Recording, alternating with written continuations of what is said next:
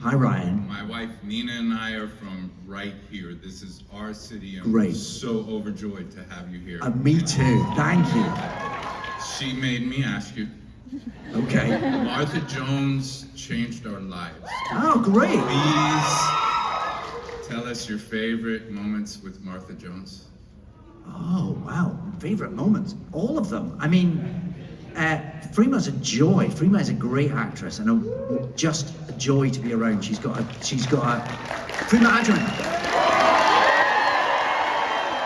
I forgot I have to do the whole thing. Every time. Yeah, Freema Agyeman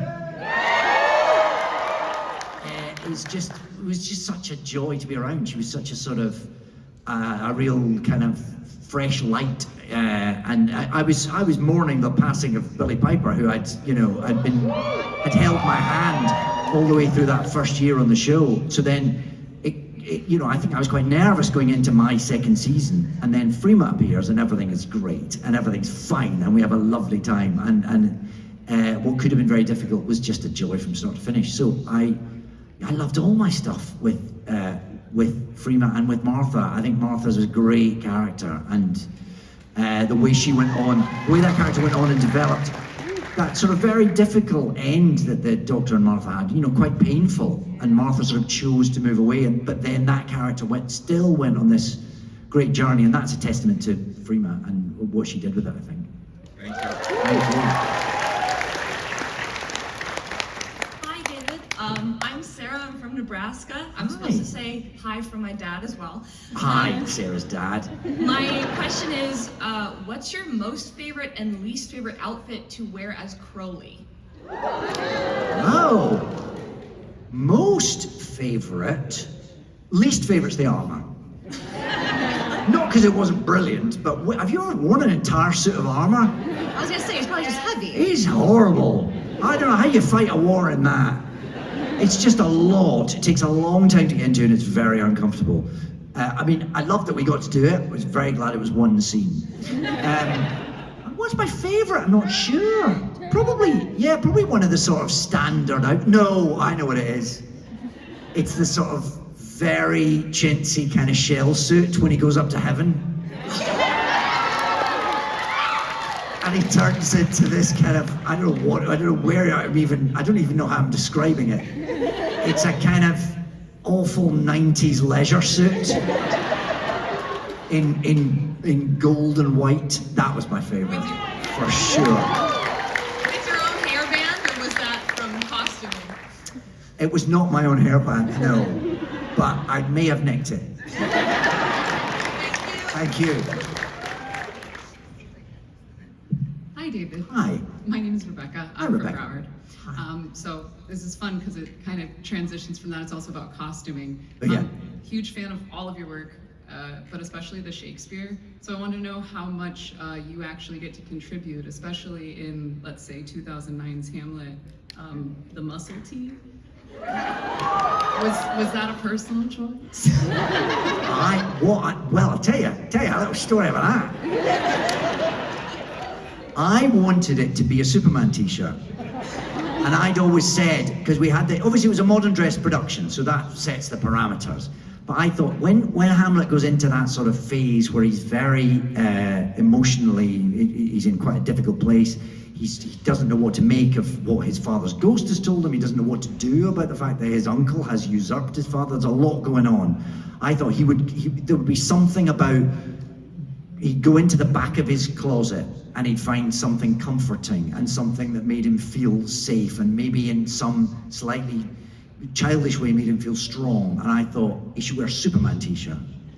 I also thought it would be a really sort of striking image. I thought that would say something about where the character was on, and it would be a sort of shorthand for the audience. And the director and the designer, they knew what I was getting at, but they didn't like having something so specific. They thought it was just too on the nose. And people are always looking for sort of shorthands for what this Hamlet is, what that Hamlet is, and the director was like, it'll just be called the Superman Hamlet, it'll just reduce everything.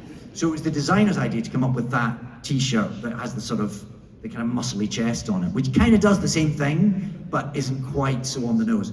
Then a few years later, that same designer designed Much Ado About Nothing that Catherine Tate and I did together, That's my favorite. which was also set, well, it was set in the 80s. And he said, we finally got a chance to use the Superman t-shirt. So if you've ever seen the video of that show, I finally got to wear my Superman t-shirt in that. Thank you so much.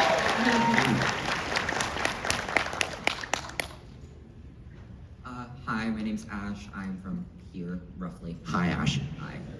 I'm 18, and I am a filmmaker myself. Great. And I feel a lot of pressure when I'm representing communities that I identify with. I am trans and all that. And I was wondering, especially with Crowley being this kind of fluid being thing, do you ever feel a lot of pressure, like trying to represent that accurately, or did it kind of just come naturally, or something?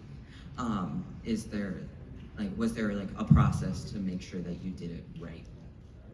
Well, I do think there's a process, and I don't know that. I think Crowley is quite non-specific in many ways. Yeah. The way that that character is defined is sort of, in some ways, is in the eye of the beholder. But I'm rather intrigued and rather thrilled that that's how you interpret that character. And I think a lot of people have. I think those characters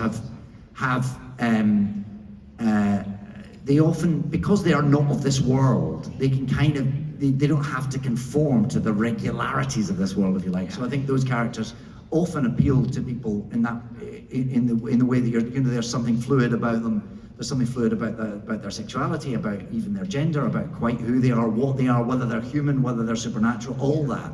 So they're sort of generally quite fluid, and I think that's interesting. I've been very touched by how all different aspects actually of the LGBTQ community have embraced those characters, and I felt that they've sort of spoken to that community. I'm delighted, and I think that really comes from, you know, where those characters are placed. But I think it makes sense that they make sense to those communities, and I'm thrilled and delighted, obviously, that anyone feels empowered by that or that represented by that, because we all need to see ourselves reflected and represented, and we all deserve to live the life that we should be able to live, as long as we're not hurting anyone else.